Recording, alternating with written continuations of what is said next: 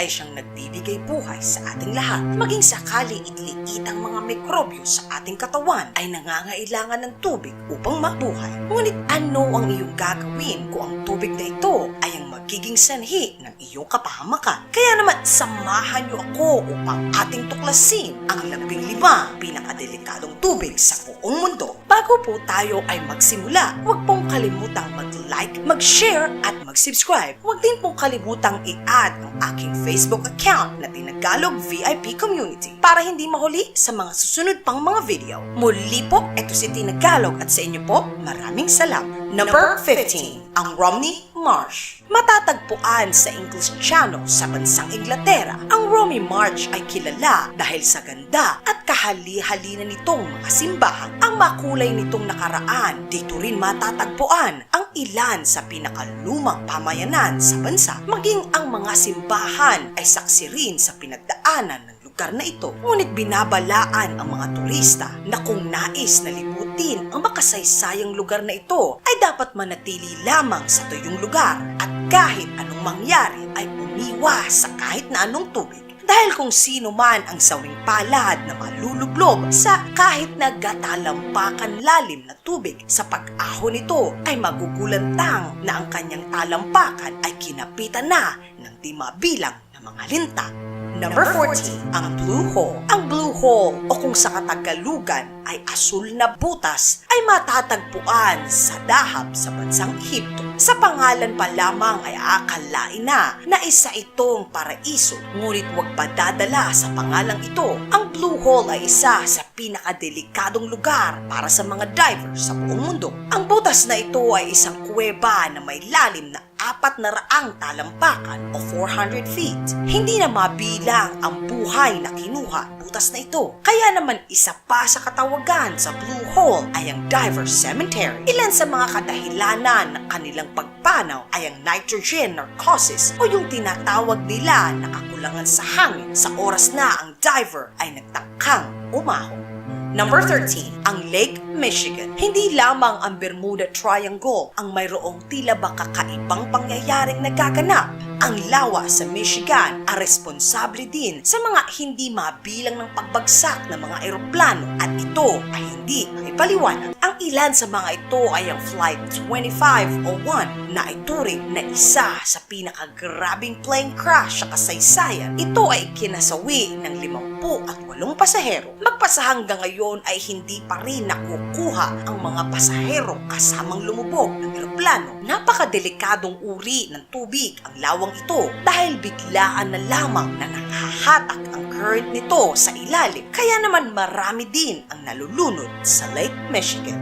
Number 12, ang Bermuda Triangle. Bibihira lamang ang mga taong hindi nakaalam sa kwento ng Bermuda Triangle. Makikita sa dagat Atlantiko, nahahati sa estado ng Miami, maging ng Bermuda at ng bansang Puerto Rico. Sino ang makalilibot sa napakaraming misteryosong pagkawala ng sasakyang panghipapawid maging ang mga sasakyang pandagat sa lugar na ito? Ayon din mismo kay Christopher Columbus, ang taong nakatuklas sa bansang Amerika na sa tuwing daraanan niya ang lugar na ito, ang kanyang kompas ay tila ba nagloloko. Magpasa hanggang ngayon ay wala pa ring konkretong paliwanag kung bakit tila ba ang Bermuda ay isa sa pinakamahiwagang lugar na hindi kayang ipaliwanag ng ating maunlad na siyensya. Number 11, ang Lake Kivu. Isa ang lawang Kivu sa pinakamalaking lawa sa bansang Africa. Kung titingnan ay tila ba normal na lawa lamang ang makikita. Ngunit sa ilalim ng magandang lawang ito ay may patong-patong na carbon dioxide na 55 bilyong cubic metro. Matatagpuan din dito ang methane. Ang methane ay ang gasol na ating ginagamit sa ating kalan sa ating pagluluto. Kaya naman napakadelikado nito dahil kahit na ang isang mahinang lindol ay tumama sa lawang ito ay maaaring maglikha ng tila nukleyar na pagsabog na maaaring kumitil sa buhay ng napakaraming tao na nakapaligid sa lawang ito. Number 10, ang Dead Sea. Sinasabi nila na imposibleng malunod sa Dead Sea dahil nga sa alat ng dagat na ito. Ngunit ito ay mangyayari lamang kung ikaw ay nakatihaya. Ngunit kung sakaling ikaw ay di sinasadyang tumaob, ay imposible na rin ang pagtihaya. Kaya naman ito ay yung magiging sanhi ng iyong pagkalunod. Kaya naman ipinagbabawal ang paglangoy dito nang hindi nakikita ng lifeguard. Number 9, ang Lake Nyos. Matatagpuan ang lawang ito sa bansang Africa at naitanghal ng isa sa pinakadelikadong uri ng katubigan sa buong mundo. Ito ay sa kadahilanan na ang lawang Nyos ay literal na sumasabog. Kaisa isang lawa sa buong mundo na sumasabog dahil sa ilalim nito ay matatagpuan ang magma o yung tinunaw na bato na naging lava. Isama pa dito ay ang carbonic acid. Noong taong 1986 ay naglabas ang lawang ito ng hanging carbon dioxide na kumitil naman sa buhay ng 1,700 katao at 3,500 nilang mga alagang hayop. Number 8, ang Lake Champlain. Ang lawang ito ay isa sa naging inspirasyon sa pelikulang Blood Lake, Attack of the Killer Lamprey. Ang lamprey ay isda na tila ba malaahas ang itsura, ngunit ang isdang ito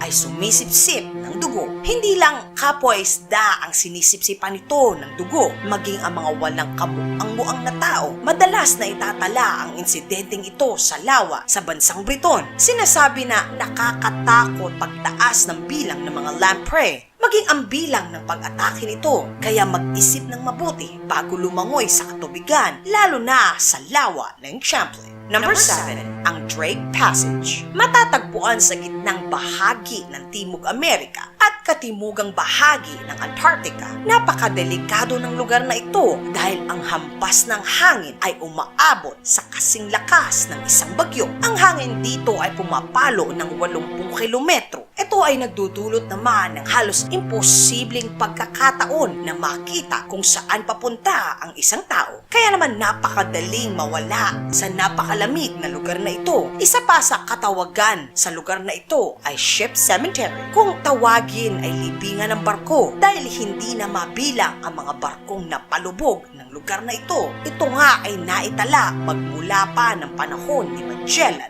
Maging magpasa hanggang ngayon ay hindi pa rin tumitigil ang lugar na ito sa pagkuha sa mga sawing palad na mandaragat. Number 6, ang Horseshoe Lake. Matatagpuan sa California sa bansang Amerika. Ang lawa ng Horseshoe ay napakadelikado dahil ito ay naglalabas ng carbon dioxide. Ang CO2 ay talaga namang napakadelikado sa kahit anong nabubuhay, maging tao man o hayop. Kung mapapagawi sa lugar na ito, ay makikita na walang kahit na anong punong buhay na tumutubo 100 metro mula sa lawa. Kaya naman kung mapapadaan ay napakaraming mga plaka at senyas na makikita upang palaan ang kahit sino man sa panganib na dala lawang ito.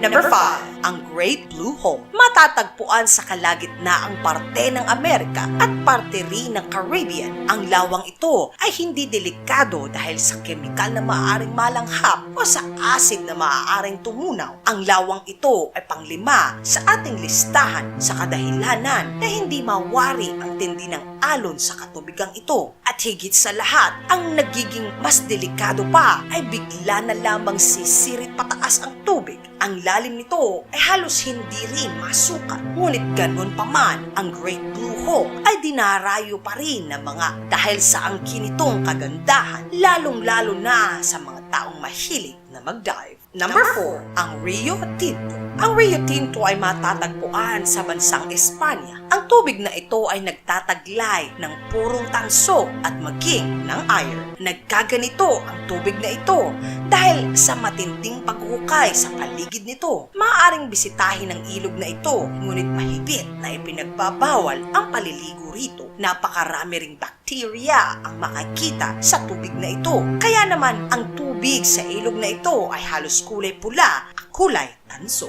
Number 3, ang Lake Natra. Walang kahit na anong klaseng hayop ang nabubuhay sa lawang ito. Ipinagbabawal din ang paliligo rito. Ito ay sa kadahilanan na ang temperatura ay 48 degrees Celsius ang init. Nababalot ng tila asin ang ibabaw nito. Ang pH level dito ay 10.5. Kaya naman walang kahit na ano ang nabubuhay sa lawang ito. Ito ay matatagpuan sa Tanzania. Kaya nitong tunawin ang balat maging ang balahibo ng sawing palad na hayop na maliligaw at maliligo rito. Ngunit sa kabila ng lahat ng ito ay tila hindi naman tinatablan ang mga ibong tinatawag nilang mga flamingo. Kaya naman ito ay isa sa kanilang napiling maging tambayan. Number 2, ang Jacob's Well. Matatagpuan sa Texas, sa bansang Amerika. Ang Jacob's Well ay hindi isang ordinaryong balon na itanghal na isa sa pinakadelikadong diving cave sa buong mundo. Ang Jacob's Well ay natural na nabuo. Ito ay 3 talampakan ang bunganga. Sa oras na makarating naman sa ilalim nito ay makikita ang sala-salabat ng mga napakalalaking mga kuweba. Napakarami ng buhay ang kinuha ng balon na ito. Sa ilalim nito ay makikita ang karatula na nagsasabing, "Tumigil, iwasan ang iyong kamatayan, huwag magpatuloy." Ito ay babala sa mga diver dahil ang balon na ito ay naging sanhi ng mga hindi na mabilang na mga diver na kahit kailan ay hindi na umahon mula sa Jacob's Well. Number 1, ang kumukulong lawa. Ang lawang ito ay matatagpuan sa Dominican Republic sa isa sa kanilang national park. Sa pangalan pa lamang ay malamang nahulaan nyo na kung bakit ito ay isa sa pinakadelikadong uri ng tubig sa buong mundo. Mahigpit na ipinagbabawal ang paglangoy o paglapit sa lawang ito. Ang masaklap, ang lawang ito ay hindi mo mapapansin na kumukulo. Ito ay dahil may panahon na ito ay payapa at malamig. Ngunit walang senyales at walang badya ay biglaan na lamang ito ay kukulo sa init na naitala ng 91 degrees Celsius. Ang pagkulo nito ay dahil sa mainit na hangin inilalabas ng lava na malapit mismo sa bulkang katabi nito. Kaya naman kahit na anong mangyari ay pinapayuhan na huwag lumapit at maligo sa napakadelikadong boiling lake. Ang ating kalikasan ay talaga namang napakaganda na kamamangha at napaka-misteryoso. Atin pong ingatan ang ating kalikasan upang ang mga susunod na henerasyon ay may pagkakataon pa upang ito ay masilayan. At yan ang 15 sa pinakadelikadong tubig sa buong mundo. Maraming salamat sa inyong pakikinig. Huwag pa rin pong kalimutang i-add ang aking FB account na Tinagalog VIP. At huwag din pong kalimutang mag-subscribe sa isa ko pang channel. Ito si Tinagalog at sa inyo po, peace out!